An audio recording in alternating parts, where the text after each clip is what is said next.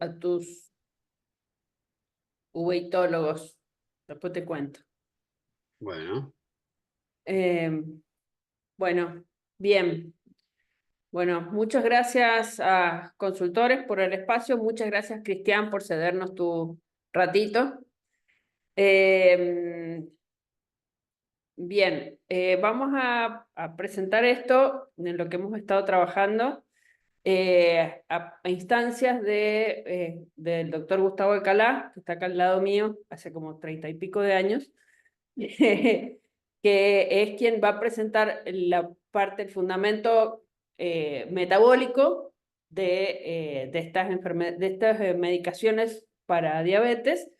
Y bueno, y a partir de ahí, cómo hemos estado nosotros tratando de armarlo con la parte oftalmológica.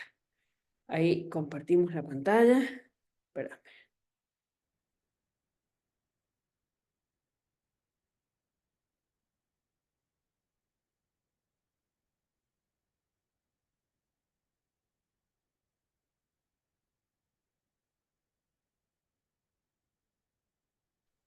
Buen día. Hola, buen día. No tenés share, baby. Para. ¿Por qué tenemos tanto retorno, Pablo? Pero, vamos a ver. Espera, voy a abrirla de otro lado. Para que voy a checar esto, perdón, voy a cerrar esto un cachito.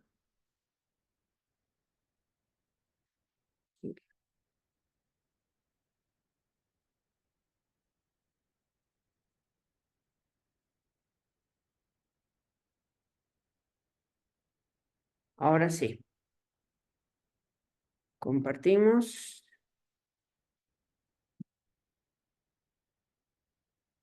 Ustedes me dicen si se está viendo. Sí, se ve perfecto. Muy bien, buenos días, muchas gracias. Desde la perspectiva arterial, vamos a presentar lo que parece la segunda revolución en edema macular, que había que tener paciencia japonesa para encontrarlo. Esto es un reporte de 3 casos del año 2020. Se publicó en noviembre. Si se acuerdan, ¿qué estábamos haciendo el 16 de noviembre del 2020? Era solamente pensar en COVID. Por eso pasó completamente desapercibido este artículo de la Universidad de Chiba, en Japón, de mejoría de edema macular diabético crónico con un medicamento que se da por boca.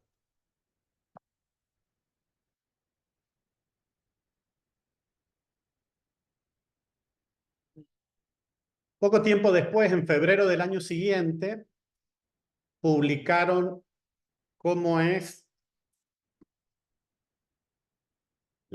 son las citoquinas y el factor de crecimiento vascular endotelial dentro del vítreo en un estudio de antiangiogénico y láser. Y había, como ven, casi 40% de respondedores, pero había un 21% con respuesta mínima o nula, 17% de respondedores tempranos, 25% lentos y efecto rebote en un 21%. Lo primero que publican es que los superrespondedores tenían una concentración muy superior del factor de crecimiento vascular endotelial que los que no respondían, y a la inversa, los que respondían tenían mucho menos de una proteína que los cardiólogos estamos acostumbrados a ver, y es la que recluta macrófagos, glóbulos blancos, para el subendotelio. Poco después, un año después, empiezan los estudios en animales de experimentación y muestran que los inhibidores del cotransportador sodio-glucosa protegen tanto la parte vascular como neuronal. Y ahí tienen en rojo cómo aumenta el número de capilares que no tienen ni pericitos ni células endoteliales, y en verde cómo un tratamiento con dapagliflozina corrige parcialmente la situación. Y no solo ocurre ahí, sino que con un sofisticado método para ver el RNA mensajero de las citoquinas, disminuye el factor de la interleuquina beta, el factor de necrosis tumoral alfa, la adiponectina, que es protectora, se incrementa, y la enzima convertidora de la angiotensina, que los cardiólogos estamos acostumbrados a tratar, disminuye. Ahora ya no son 3 pacientes, este es el mismo grupo japonés de la Facultad de Chiba, y ahora son 24 ojos con solo 2 meses de esta medicación por vía oral.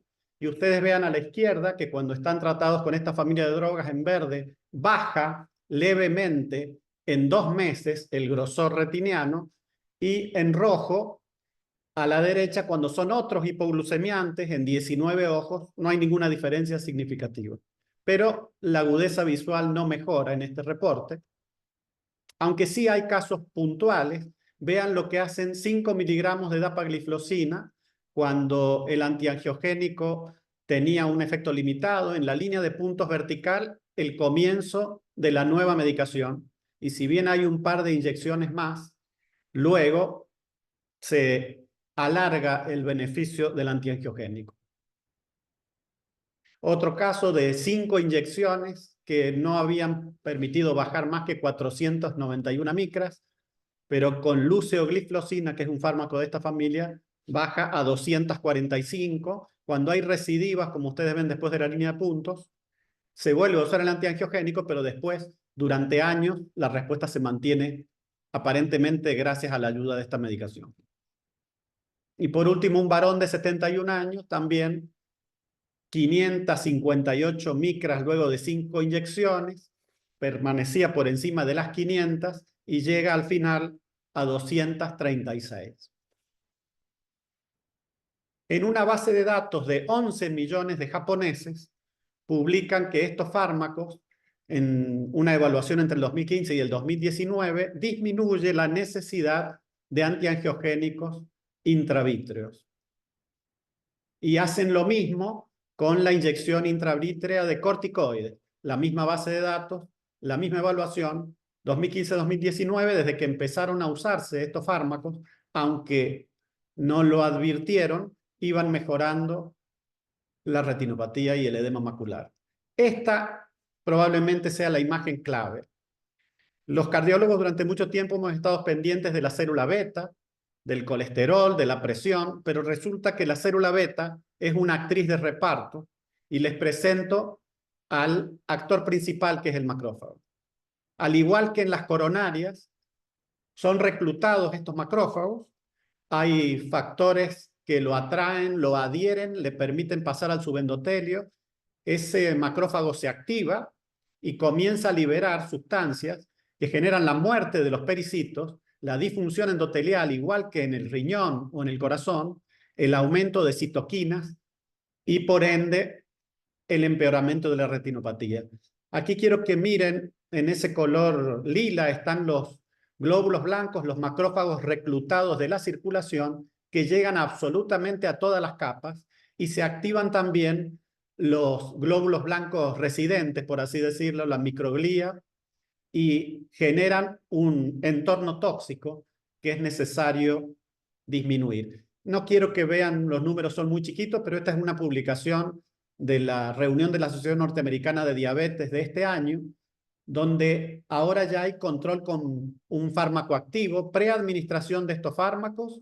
Ahora sí se los agrando, no en el ojo donde estaban peor, sino en el ojo acompañante, 54 pacientes, asignación al azar, por más que no fue doble ciego, seguimiento a 1 año, y en lugar de 3 inyecciones y media, fue necesaria 1,3 inyecciones en esos 27 pacientes tratados con estos fármacos. En este año, con un modelo experimental, los mismos japoneses ahora ven el mecanismo fisiopatológico molecular. Y les quiero mostrar 2 dosis de estos fármacos. Una de 3 miligramos, que tiene efecto hipoglucemiante, pero otra de 0,1 miligramos, que no tiene ningún efecto hipolipemiante. Y como ustedes ven arriba, disminuye el grosor retiniano, pero como ven abajo, y mucho más importante, disminuye el escape vascular. Y disminuye el factor de crecimiento vascular A en todas las capas de la retina. Ustedes tienen en gris las ratas tratadas con estreptozotocina y que se vuelven diabéticas, y con azul y verde las dosis hipoglucemiantes y no hipoglucemiantes de estos fármacos que son antiinflamatorios en las coronarias y también en la retina. Y este es el posible mecanismo de acción. Sería un mecanismo que es complementario de la primera revolución en edema macular, que son los antiangiogénicos, y como ustedes ven, disminuye la angiopoyetina 2, disminuye por eso la desestabilización vascular con pérdida de pericitos y de células endoteliales, y la hipoxia, que es el estímulo para el factor de crecimiento vascular. Muchísimas gracias.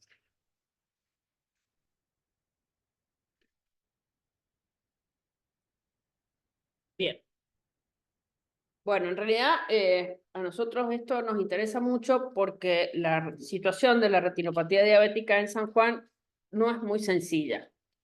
Esto es lo que dice el sitio de Argentina, de la provincia de San Juan.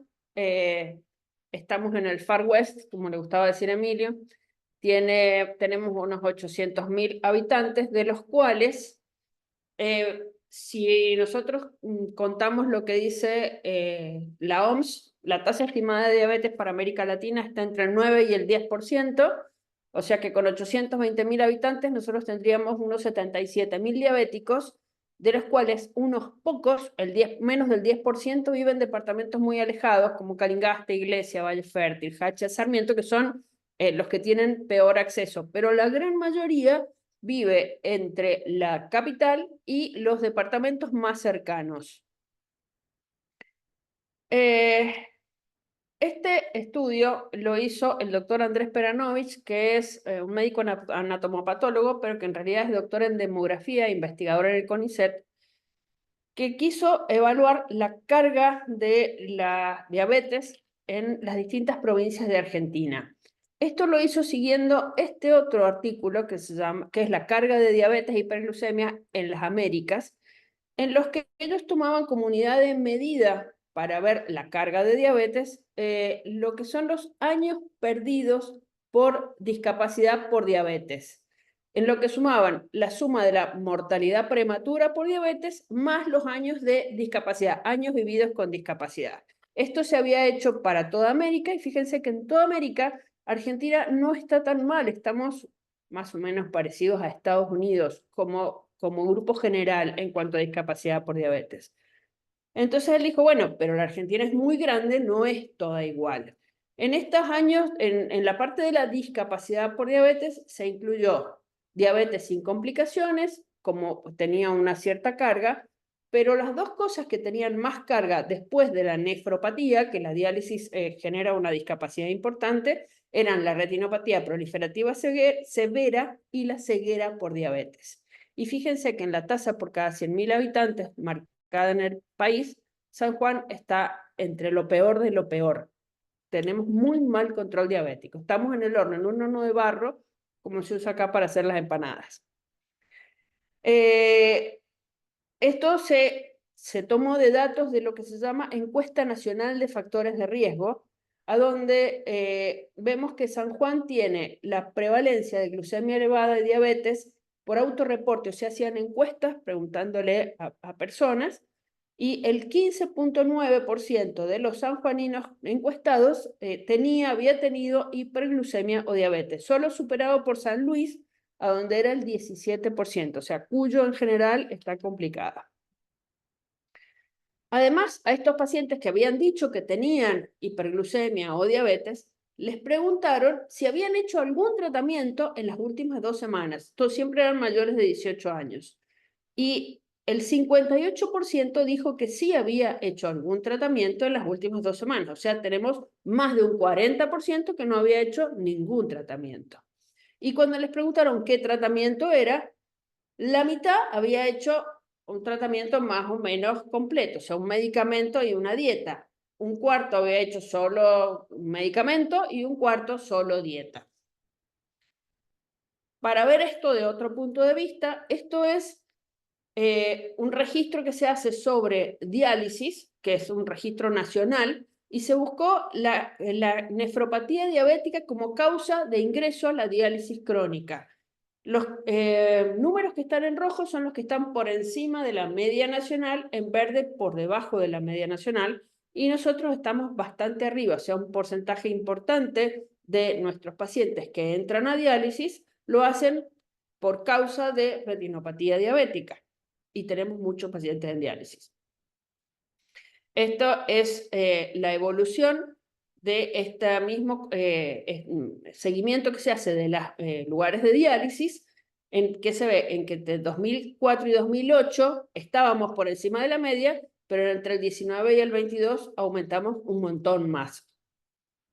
O sea, el tema es que la nefropatía va muy asociada a la retinopatía, o sea, esta es una medida de lo que está pasando en nuestra provincia. Esto lo confirmamos además con los trabajos finales de los alumnos de medicina. Nosotros estamos en la cátedra de oftalmología, los chicos cuando salen de la facultad tienen que hacer un trabajo final y por ahí vienen a buscarnos para ver qué se nos ocurre como tema para el trabajo final. En el año 2022 yo mandé a las chicas que vinieron a hablar conmigo a el Prosadia. El Prosadia es el Programa Sanjuanino de Diabetes, a donde controlan los pacientes que no tienen ningún tipo de cobertura social, que dependen directamente del Estado, tienen control de los pacientes y les entregan la medicación. Y lo que hicieron es ir a mirar historias clínicas, papeles, registros. Y ahí vieron que en un muestreo de 100 pacientes, la mitad, o sea, en esta torta, el lado más entre rojo y anaranjado, no tenían control de fondo de ojo y estaban en el programa de diabetes. El 27% no tenía control de fondo de ojo, el 22% teóricamente tenía pendiente el control de fondo de ojo, pero no lo había hecho, y de todos esos 100 pacientes, el 38% tenía retinopatía diabética y el 13% no tenía retinopatía, que sí se habían controlado fondo de ojo. Este año al doctor Larrea se mandó a las chicas que vinieron a hablar con él para hacer también este trabajo final, los mandó con una encuestita, un papel y una virome, al consultorio de diabetes de la Asociación de Médicos de Cabecera, que es quien controla todo el PAMI. Y fueron al consultorio de pacientes diabéticos y le preguntaban a la gente en la sala de espera, ¿usted está esperando para entrar acá? Bueno, dígame, ¿usted se hace una vez por año control de fondo de ojo? La mitad, o sea, 48%, sí se lo hacían. 52% no se hacían controles de fondo de ojo periódicos en el consultorio de diabetes. De los que no se hacían el control anual, les preguntaron, ¿pero por qué? Y 72% de ellos dijo que era porque no sabían que se tenía que hacer un fondo de ojo periódicamente, que no lo habían entendido si se los habían dicho. El resto por decisión propia o por falta de acceso. Y el problema es que nos llegan así los pacientes. Este es un paciente de 59 años que me vino a ver porque lo habían operado de catarata en el ojo derecho hacía un año y él notaba que no estaba bien. De hecho, había tenido un sangradito y llega así. O sea, lo había visto un oftalmólogo que lo había operado de catarata un año antes. O este es el ojo derecho, este es el ojo izquierdo.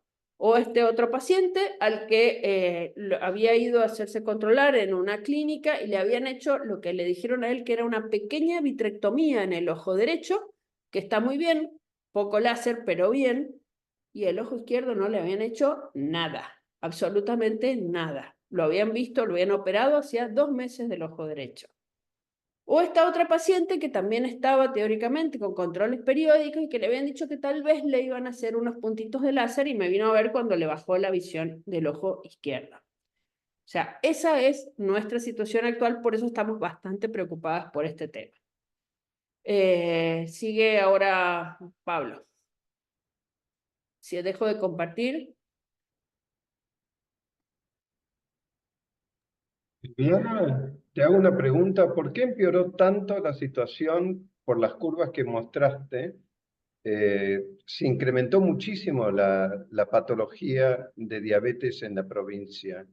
Es un tema de nutrición, es un tema de falta de información y esos casos que no se habían controlado nunca y no sabían lo del fondo del ojo, supongo que será que los médicos diabetólogos no le dan importancia a ese tipo de examen? ¿Cuál es la razón? Sí, de la parte del programa sanjuanino de diabetes, evidentemente no está llegando a los pacientes de más riesgo. Peranovich se ha basado en los certificados de defunción, en las internaciones, y dice que eso habría que multiplicarlo por 3, porque hay muchos subregistros. Probablemente se hacen las intervenciones dentro, en el centro. Es como hacer intervenciones en el microcentro de la Ciudad Autónoma de Buenos Aires y pretender cambiar la evolución. Segundo, estamos usando fármacos antiguos, todos del siglo pasado, y nosotros cruzamos la situación de la provincia de San Juan con las ventas de metformina y con las ventas de los otros hipoglucemiantes en San Juan por cada 100.000 habitantes mayores de 18, lo comparamos con 10 provincias y San Juan es la peor. O sea, es la provincia de la megaminería y de la mini medicina. Me parece que ese es el diagnóstico.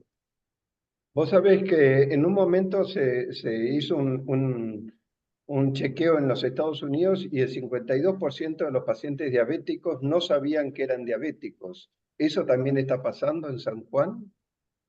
Sí, hay un porcentaje muy grande que desconoce la enfermedad. Y lo otro que ocurre es que aquí hay una estrategia cubana donde la mayoría de los médicos de cabecera los manda a caminar, a hacer mindfulness, a ponerle onda, pero nunca a gastar nada. Aquí en vez de robar para la corona, ahorran para la corona. Entonces, no se invierte en salud, se gasta lo menos posible y se culpa a la víctima, que no tiene fuerza de voluntad, que no hace bien la dieta y que no puede cambiar sus 8 apellidos diabéticos porque hay un alto componente genético. Entonces hay que hacer un cambio radical si queremos dejar de ser la segunda detrás de Catamarca. En el año 2021, San Juan tuvo más ingresos a diálisis por cada 100.000 habitantes que las otras 22 provincias y solo nos ganó Catamarca. Y encima, los Creo que que hay que entran a tener en... diálisis y son diabéticos no están en la lista para poder hacer un trasplante renal. Creo que En están Argentina solo descartados, ¿no es el cierto? 5%, Cristian. En Escandinavia trasplantan al 70% de las personas en diálisis. En España al 50%. En Argentina al 5%. O sea que aquí se sale de diálisis por un solo mecanismo, con los pies para adelante. Es escandaloso y la ministra el año pasado dijo en conferencia de prensa que en la parte pública solo el 13% de los que están en diálisis están inscritos en lista de espera para trasplante de riñón. Es que si la idea es el ahorro, no hay nada más caro que diálisis y trasplante. Habría que hacer Exactamente, Chile mucho más ha hecho prevención. sí, totalmente. Chile ha hecho un estudio, ellos calculan que se suman en su país 100.000 nuevos diabéticos por año, ya sea que los diagnostiquen o no, y en los próximos 20 años se van a fundir si no modifican la estrategia. Tienen a varios especialistas de economía de la salud que se han doctorado en Inglaterra y han vuelto, y como nos cuidan las espaldas desde Malvinas, publican en libras esterlinas. Pero dentro de poco, los sanjuaninos vamos a tener que ir a aprender a Santiago de Chile cómo se diseña un plan para disminuir los costos. A ellos les cuesta 7 millones de pesos chilenos por año un diabético no complicado y 60 millones de pesos chilenos por año 2021 los que están en diálisis. Y creo que para tener en cuenta también cuando hablamos de estadísticas y aumentos y disminuciones, que la mayoría de las estadísticas antiguas y modernas no son creíbles. Son estadísticas inventadas o superpuestas simplemente de los resultados de publicaciones exteriores. Cada vez que yo veo estadísticas, las especialidades que yo he hecho, la retinopatía diabética, que me he dedicado muchos años, las estadísticas argentinas no existían. Entonces, cuando ustedes sacan esas estadísticas y parece que es la peor provincia, es porque ustedes están haciendo estadísticas y otras provincias no la están haciendo, creo yo. Yo creo que hay un montón de problemas en Argentina que no nos enteramos porque no hacemos estadísticas. Es como las pruebas PISA. Mientras no hacíamos pruebas PISA, teníamos la mejor educación de Latinoamérica. Las hicimos y tuvimos el 8º lugar. Yo creo que ustedes están haciendo un trabajo espectacular comparado con el resto de Argentina. Bueno, voy a hablar así, no le quito lugar a Cristian, ya que me ha prestado esto. A ver, con todo esto, imagínense, Gustavo hace rato que nos viene hablando Viviana a mí, y se lo hago corto con todo lo que saben, pero ya se detectó que en el DETEC 2 mayor de 1,26, glucemia arriba de 2 a 2 horas y hemoglobina glicosilada por 6,5, dañan la retina. No sé si le ocurre, pero dice, no, dice el diabetólogo, como con estos años tengo que tener esa glucemia. También Gustavo nos explicó que el boom, que es todos los nitrógenos y urea en sangre, aumentan el 39% la presencia de retinopatía diabética y muy pocos chequean la parte renal. Pero peor que esto, cuando Gustavo me mostró este estudio, que ya lo mostró, se lo voy a explicar rápidamente, me mostró que toman el humor acuoso de los edemas maculares y chequean qué dosis tienen, y ahí aparecieron, que no me voy a demorar, todos estos son no respondedores a el VGA. Entonces con esto yo pregunto, a ver, todo aquello que hablábamos y las empresas no son respondedores, cambiemos la dosis, aumentemos la dosis, pongamos, no es que sean maltratadores, no estamos tratando lo que no hay que tratar, o mal controladores, porque estamos escapando las inyecciones a lo que estamos usando. O sea, anda muy bien cuando mostró Gustavo el VGA, pero cuando hay cantidades de alteraciones inflamatorias, no responde los VGA.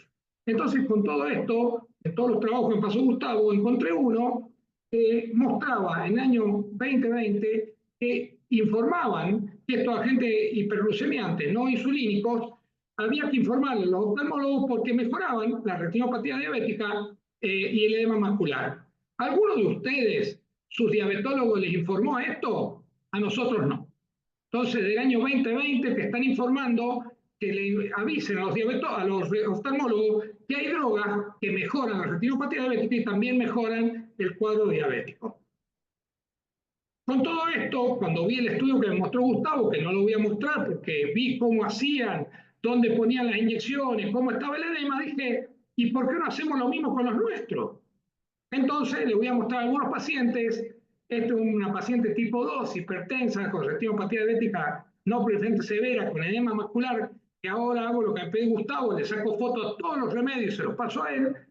Este es el fondo de ojo de ella, que la panfotocoagulé, pero tenía un edema macular, que si lo ven ahí, es del año 2017, y le hice todo esto. Se lo voy a achicar, pues yo no voy a terminar. Fasco, antiangiogénico, Osurdec, Trelucenti, paramacular láser, Trelucenti, VIX, y en un momento tuvimos que hacer una vitrectomía con Viviana porque tenía un agujero macular, y después de eso, le voy a decir como decía el loco Barrio, ahí está el agujero macular, quedó con un edema macular de los dos ojos, pero visión contenta. Ya la había inyectado, le he dicho de todo, dije no le hago nada más, quédate así, es el edema macular que tenía, y dije, no inyecto más.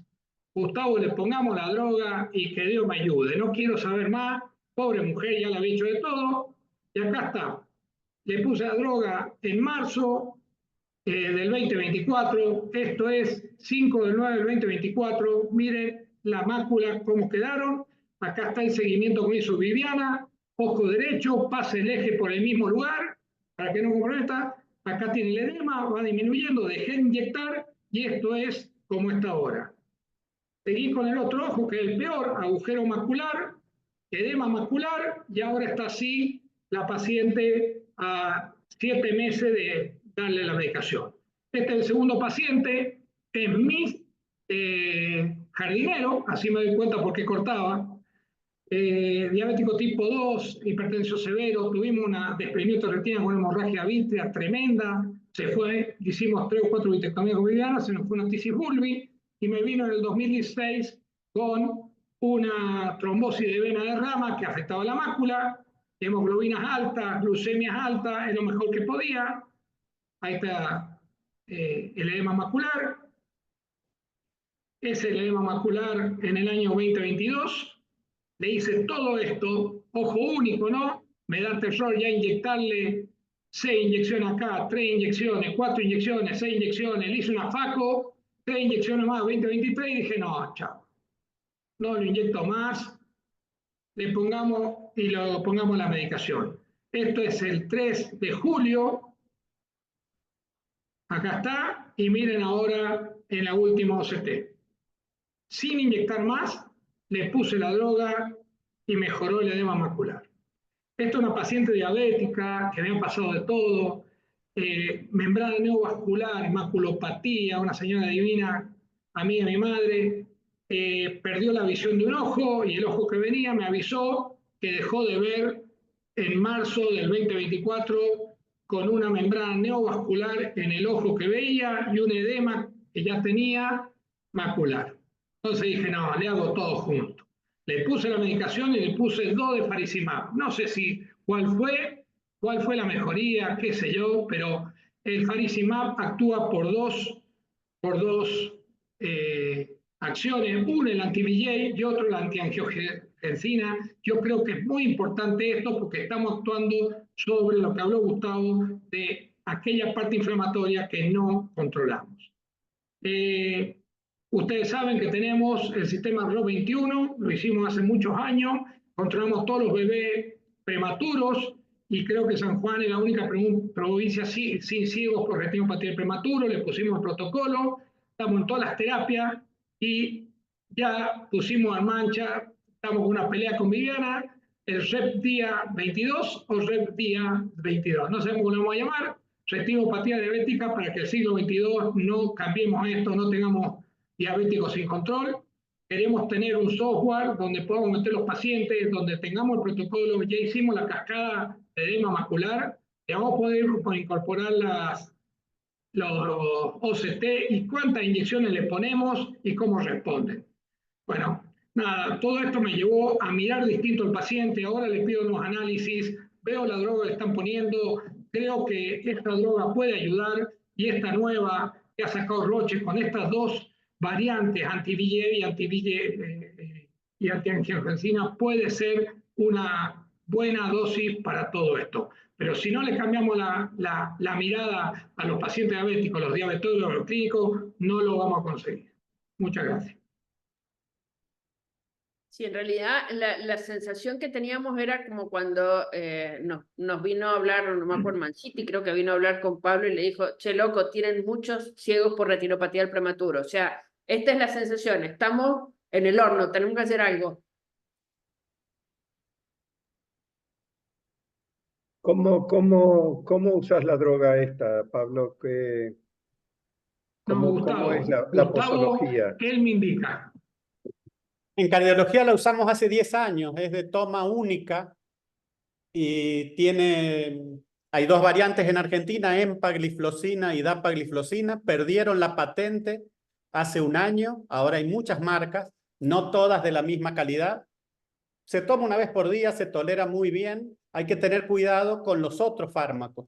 El otro inconveniente de San Juan es el uso de dosis pornográficas de insulina, que es proinflamatoria y tal vez es parte del problema también.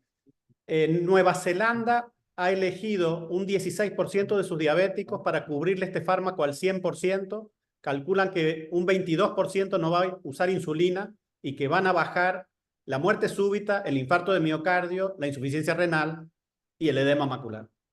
Te contesto algo, Cristian. Mis pacientes que empezaron a usarlo, todos mejoraron, bajaron la hemoglobina glicosilada, mejoraron la función renal y mejoró todo el cuadro general del paciente. Y lo que te preguntaba, Cristian, Gustavo, me parece que, a ver, aquellos que no tienen diabetes, yo lo estoy usando en algunos pacientes no diabéticos, le bajo la dosis, Gustavo me dice, y creo que debajo de 5, Gustavo, 5 miligramos, ¿eh? Claro, los japoneses mostraron que la dosis intermedia de 5 miligramos y la dosis de 10, ambas son efectivas. Se usa solo en diabéticos tipo 2. La Asociación Europea del Medicamento primero aprobó para diabetes tipo 1, pero por el riesgo de cetoacidosis retiró 2 años después esa aprobación, aunque se usa off-label en pacientes que tienen grave deterioro retiniano o renal. Pero en el diabético tipo 2 es un fármaco seguro, que no es caro y que tendría que estar reemplazando a fármacos que cuestan lo mismo, pero no mejoran ni el corazón ni la retina. Entonces hay que hacer un cambio. ¿Sale? Me fijé recién, 52.000 pesos. Exactamente, y hay planes de descuento y te puede salir 1.000 pesos por día, aún si no tenés obra social. Entonces, la segunda revolución va a llegar a muchas más personas que la primera en edema macular. No todos responden, por supuesto, va a ocurrir algo similar a los antiangiogénicos, vamos a tener distintos grupos, pero en cardiología al menos, en este tipo de patología, usamos combinación de entrada. Después nos ponemos a pensar si podemos quitar algún componente de acuerdo a la respuesta. Pero la aterosclerosis se parece en el lecho renal, en las coronarias, en la circulación cerebral o retiniana. Yo tenía algunos pacientes a los que pensé, oh, a este le vamos a poner este remedio y va a mejorar, y resulta que descubría que ya lo venía tomando. O sea, es como dice Gustavo, algunos es un efecto es impresionante y en otros no es tanto, pero bueno, entre que estén tomando metformina y que estén tomando esto, les mejora muchísimo el control de la glucemia y les mejora la parte de la prevención renal también. ¿Por qué los diabetólogos siguen usando metformina y no usan las nuevas medicaciones? O sea, ¿cuál es la razón? Porque viajan con la insulina. No Claro, les importa la pagan los metformina, viajes. no les importa ningún fármaco por vía oral. Es como las inyecciones nuestras. Clarísimo. Y hay también una cosa que pasa mucho, que yo veo en los pacientes sobre todo de la provincia, es que no hay diabetólogos. O sea, realmente cada vez hay menos diabetólogos, muchas veces los tratan los clínicos y los tratan con formas más viejas, o sea, es como que se quedaron en el tiempo. Pero con Fusavi tenemos un problema enorme de conseguir diabetólogos en toda la provincia. O sea, todos los pacientes que yo veo con retinopatía diabética, le pregunto al paciente hace cuánto que no ve un diabetólogo y la gran mayoría no consigue los diabetólogos. Entonces, se Este suma a fármaco es eso. O seguro, sea, doctora, para que lo use un clínico. La metformina es del año 1957, un año después del Renault Dauphine y de la época de la estanciera de la ICA Renault. Pero la estanciera la dejaron de fabricar en 1970. El Ministerio de Salud está enamorado de una droga vieja y aparentemente barata.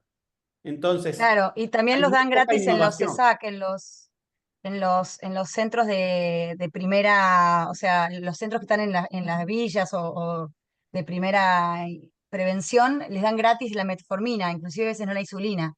Entonces, la gran mayoría de pacientes, sobre todo de bajos recursos, están con metformina porque es la medicación que les dan gratis. A ver, Así que yo bueno, lo que pasa un quería poco por ahí. contar de lo que hicimos con Viviana es que planteado el sistema como está mal. O sea, hemos ido al lugar de Prosadia, donde reúnen el Ministerio de Salud, los diabéticos y le da todo gratis, y hemos ido al consultorio de diabetes de PAPI. O sea, no estamos pensando los que no van a hacerse controlar. Hemos ido a los que están no saben que son siendo diabéticos. diabéticos y no a dado esas estadísticas. O sea que algo, no podemos seguir así. Tenemos que cambiar esto de alguna manera. Pues si no vamos a tener gran cantidad de diálisis, esto no va a cambiar. Esto no va a cambiar.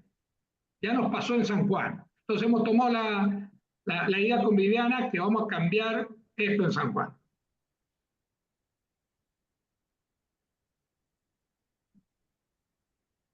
Muy interesante, muy bueno. La verdad que estuvo muy buena presentación. Presidente, ¿Te puedo comentar? ¿Te puedo comentar algo? Sí. Como decía Martín Devoto, siempre es mejor la prevención, se gasta mucho menos en la prevención que nosotros. Aquí en España suelen hacer en los centros de salud a pacientes diabéticos, sobre todo cuando recién los diagnostican, le hacen una retinografía.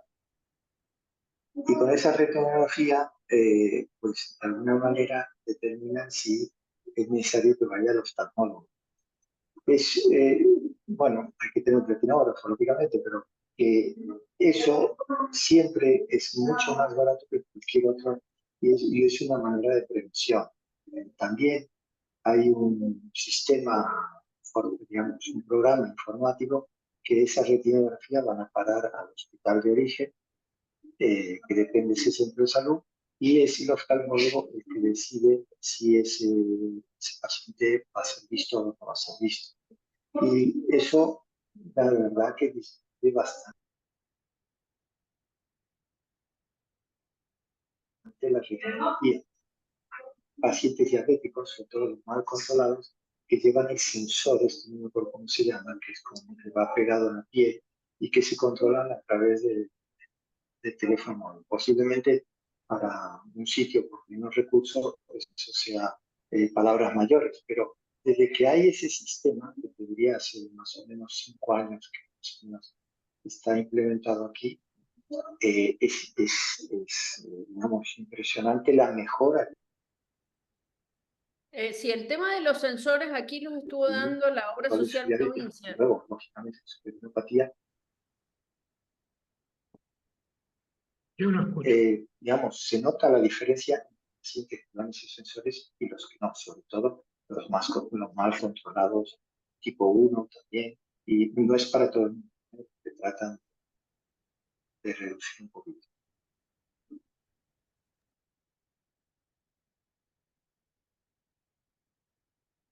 Y toda esa tecnología está muy buena y en realidad los sensores aquí los estuvo dando la obra social provincial y los dejan de dar porque son muy caros. El tema es que si comparan el costo de 2 sensores por mes con un montón de tiritas para pincharse el dedo, es un poco más caro, pero no es tan distinto. Permite medirse permanentemente la glucemia y permite mejorar el control y disminuir las complicaciones. Ese costo no sé, no lo ven, no lo sé. Perdón, le estamos quitando mucho tiempo a Cristian. O a Jimmy, no sé quién le toca, sí. Bueno, es muy interesante. Bueno, muchísimas gracias y Jaime va a presentar ahora en lo que queda de tiempo. Bueno, muy bien.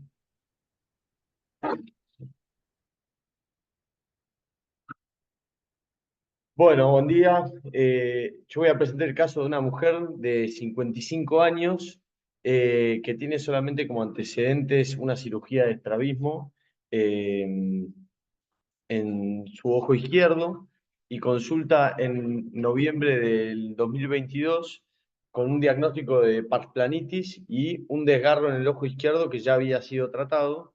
El examen oftalmológico era normal, el ojo izquierdo veía un poco menos, al día de hoy sigue viendo un poco menos y es porque era un poco amblíope. No tenía ningún tipo de inflamación, en cámara anterior era fáquica, la presión era normal en los dos ojos y en el fondo de ojo se veía esto en el ojo derecho, un fondo de ojo normal, no tenía ninguna alteración, algún que otro flotador vítreo que se ve bien hacia temporal. Y en el ojo izquierdo se veía bastante parecido, tenía un fondo de ojo en donde se veía ahí el desgarro, no sé si se alcanza a verlo, en ese sector, y había sido tratado ya, quizá un poco más tímidamente, pero ahí se veía el láser.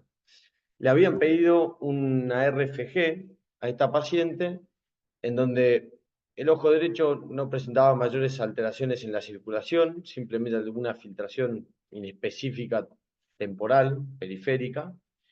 Y en el ojo izquierdo, bueno, se veía el desgarro que ya estaba tratado y un poco más de filtración en tiempos tardíos a nivel también temporal y periférico. La pregunta es, ¿hasta acá alguien pensaría en algún tipo de diagnóstico o pediría algún estudio complementario?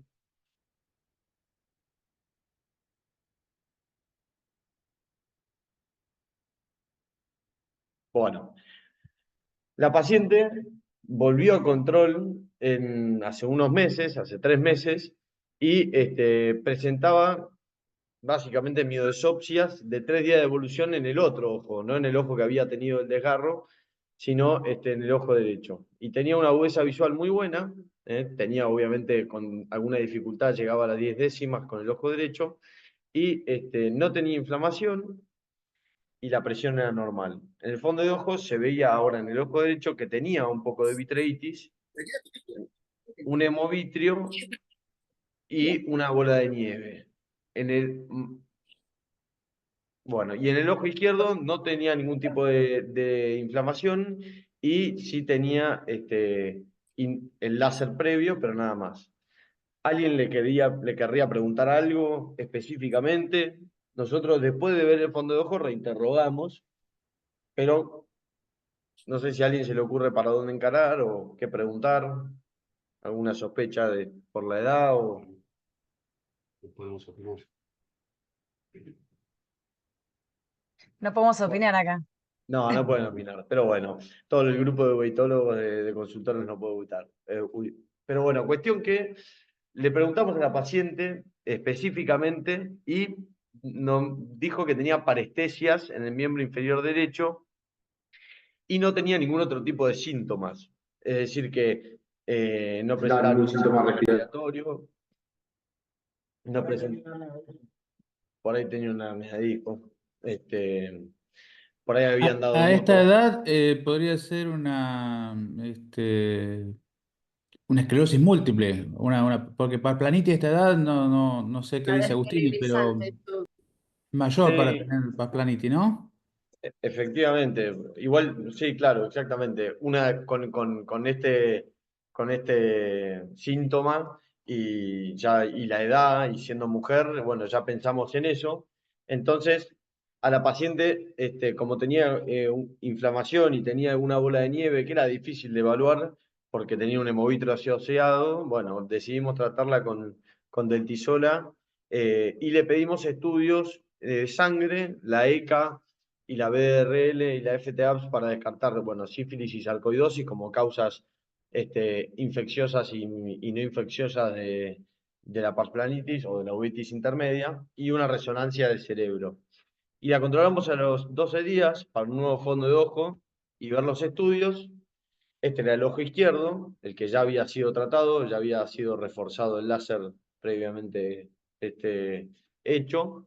Y en el ojo derecho se veían, con el hemovitrio un poco más limpio, 3 desgarros, fíjense, bastante en espejo comparado a lo que era el otro ojo, fíjense que un desgarros bastante posteriores, y bueno, una vez que hubiese limpiado el hemovitrio se veían bastante más claros. Acá, créanme, la idea fue sacar una foto descentrada para que se vieran las bolas de nieve, pero no se ven claramente. Hay también mucho resto de hemovitrio, pero las tenía. Bueno, los estudios fueron negativos para sífilis y para la ECA. Y en la resonancia magnética volvieron los resultados que decían que tenía alguna que otra lesión desmielinizante, pero no tenía algo concluyente de el diagnóstico de una esclerosis múltiple.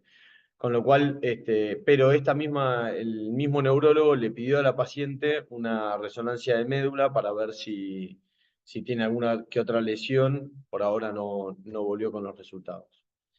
Bueno, entonces, como decía Eduardo, lo que hay que descartar cuando hay cuadros del estilo es ver primero las causas infecciosas, que la sífilis dentro de las infecciosas es la más frecuente en nuestro medio. La tuberculosis no suele generar cuadros de parplanitis o de uveitis intermedia, sino que suele generar cuadros más de uveitis posterior.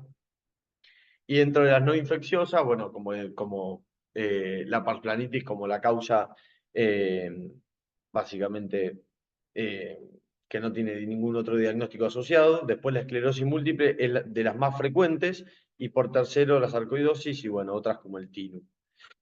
Se da generalmente bilateral, suele darse en mujeres en la adultez media, 55 años como esta mujer, y dentro de las uveitis que pueden presentar las esclerosis múltiples, la uveitis intermedia es la más frecuente. Es la segunda causa, después de la idiopática, como decía antes, de uveitis intermedia. Y esto es algo importante porque acá empieza un poco el debate de qué hacer con estos casos. El 12 al 16% de los pacientes que tienen una parplanitis pueden desarrollar una esclerosis múltiple. Entonces, en este caso, por ejemplo, una paciente que tiene síntomas, pero que no tiene criterios diagnósticos para una esclerosis múltiple, la pregunta es, el diagnóstico se tiene que hacer una resonancia magnética todos los años para ver si en algún momento la enfermedad se manifiesta de alguna forma. ¿Vale la pena tratarlos a estos pacientes o no? Bueno, y acá es donde abro juego a los especialistas a que comenten. Este caso lo vimos con Agus Palacio, que me ayudó un montón en el diagnóstico, pero bueno, si alguien tiene alguna opinión o qué hacer en estos casos, está un poco, es controversial, digamos. Jimmy, varias cosas. Buenísima es que es muy bueno para esta discusión, el caso. Como bien decías, que alguien dijo ya la edad que tenga 55 años, o sea, por lo general pensamos en una uveitis intermedia, en casi todos los casos son parsplanitis, cuando tienen bolas de nieve, banco de nieve y están dentro de la edad y ahí ya no pedimos más nada. En este caso, ya una paciente de 55 años eh, y con el interrogatorio ya nos tiraba para que tenía algo neurológico y ahí es donde pedimos sí la resonancia. Si ella no hubiese dado positivo para nada neurológico, quizás no pedíamos la resonancia, ¿no? Eso por un lado. La otra cosa es que el neurólogo con la resonancia, a pesar de que tenía síntomas y tenía alteraciones neurológicas, no se hizo el diagnóstico de esclerosis múltiple porque las lesiones no son específicas. Y respecto a esto que estábamos discutiendo el otro día, un 72% de los pacientes que tienen alteraciones inespecíficas en la resonancia con uveitis intermedia en 15 años pueden desarrollar esclerosis múltiple. Así que puede ser que no te dé ahora, pero bueno, hay que tenerla bajo la mira, obviamente, porque puede que desarrolle esclerosis múltiple de acá a 15 años, porque bueno, es bastante alto. Y después la otra cosa que vi, que acá Emilio me va a matar, lo tengo al lado, es que en casos sospechosos, pero que es negativa la resonancia, y para uno si quiere darle o no un TNF-alfa, hay un marcador genético, que es el HLA-DR15, que si tenés positivo en un caso que no sea típico de parsplanitis, está bueno evitar los TNF-alfa, sobre todo porque los TNF-alfa pueden gatillar una esclerosis múltiple que esté silente. Así que no sé qué opinas acerca de eso. No, recontra coincido que si tenés sospecha de esclerosis múltiple, como están todos los cañones puestos en esta, evitar un TNA alfa, ese seguro que hay que hacerlo. Pero bueno, me parece que hay que tenerlo en mente y seguir al paciente controlándolo. No sé si hacer una resonancia todos los años, porque en el fondo la esclerosis múltiple también es un diagnóstico clínico, así que tenerlo presente como que puede pasar ahora, el año que viene o dentro de 15 años. Pero sí, un poco todo lo que dijeron, que a esa edad seguro no es idiopático. Cuando aparece esa edad es como donde tiende a llamarse uveitis intermedia, porque seguramente va a tener una enfermedad sistémica asociada. Así que, nada, bueno, igual hacer lo que hizo, tratarle la inflamación, tratarle esos desgarros que debe tener una base de vitrio bastante anormal, y cuando se desprendió estaba como muy lesiones muy posteriores. Pero bueno, tener en cuenta que existe la esclerosis múltiple como causa de uveitis intermedia y que puede o no aparecer en el transcurso del tiempo. La pregunta mía es, ¿por qué hicieron resonancia solamente de cemento y no de células, sabiendo que No entendí un sorete la pregunta. Básicamente pregunta por qué a Agustín y yo no le pedimos de entrada también una resonancia de médula. La verdad, a mí se me pasó, honestamente. Después se la pidió el neurólogo. Pero Sí, una duda con esos estudios. ¿Cuánto va a cambiar el pronóstico de la enfermedad porque el diagnóstico sea un poco más temprano o no? ¿Realmente es tan importante? Por supuesto que hay que evitar tratamientos que lo empeoran. Bueno, tenía síntomas neurológicos, entonces ahí sí, porque o sea, todavía no hay tratamientos para prevenir la esclerosis múltiple, pero si lo puedes agarrar tempranamente es mejor. Sí, Si no pero no tuviese, modifica no modifica la evolución. Me parece que era lo que iba la pregunta de Arturo. Era si modifica la evolución de la enfermedad. No, uno trata los síntomas. Eso creo que lo más importante de todo esto es el interrogatorio. Y otra cosa que habíamos hablado con Jimmy ayer que me decía, bueno, ¿por qué no le pedimos una PPD para tuberculosis? Y recién lo discutíamos con Emilio, que un poco la incidencia de enfermedades está bueno también tenerlo en cuenta. Si estamos en Argentina, uno si estaría en la India, lo que Emilio me decía, ahí sí uno le pide seguro estudios para TBC porque es lo más frecuente.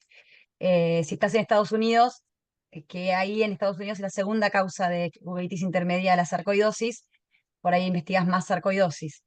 Nosotros acá sí, o sea, es parsplanitis, uveitis intermedia, y después si fuese un paciente por ahí más grande o si tuvieses algo más, pensar también en linfoma, ¿no? O sea, bueno, yo tenía 55 años, pero no tenía las características para pensar en un linfoma, pero sería otra cosa que también hay que tenerlo en mente. Y bueno, y sífilis, como la verdad que vemos tanta sífilis, no nos cuesta nada pedirlo y descartarlo, pero daba la sensación de que no era porque nos faltaban otros síntomas, otros signos más sugestivos de sífilis.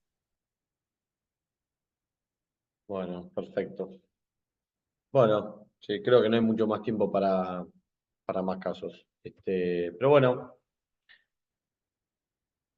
siempre pensar en esclerosis múltiple. Gracias. Bueno, perfecto. Hasta Gracias a luego. todos. Gracias a Gracias, todos. Pablo. Gracias, Viviana. Gracias. Gracias, hasta luego. Gracias a ustedes. Aquí yo veo estos estudios que